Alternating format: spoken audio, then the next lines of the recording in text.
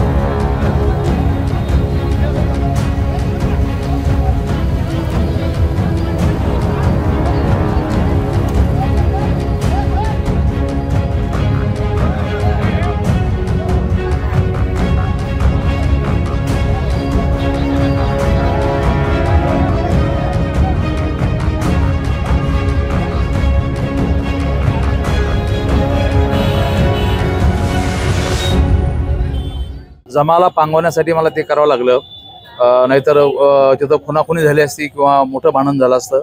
त्यामुळे थोडासा बळाचा वापर मलाही करावा लागला।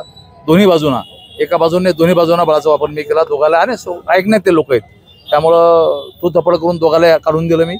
आणि मला असं वाटतं की आज प्रचंड पावसाने कहर केलेला आहे, ढगफुटी झालेली आहे।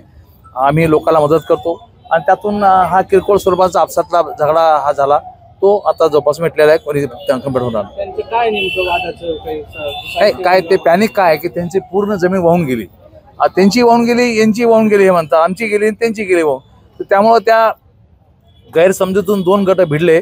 मग ते बरं झालं मी होतो म्हणून ते कंट्रोलमध्ये आलं, दोघालाही वेगळे केलं, मी दोघालाही फटके दिले आणि दोघंही माझ्या बोलण्यामुळे शांत झाले।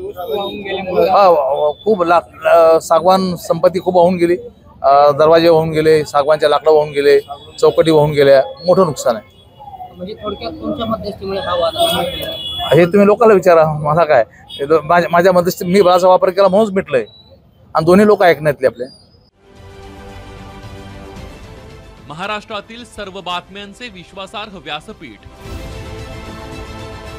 सकाळच्या सर्व सोशल मीडिया प्लॅटफॉर्मला लाईक, फॉलो आणि सबस्क्राईब करा। तसंच सर्व नोटिफिकेशनसाठी बेल आयकॉन प्रेस करायला विसरू नका।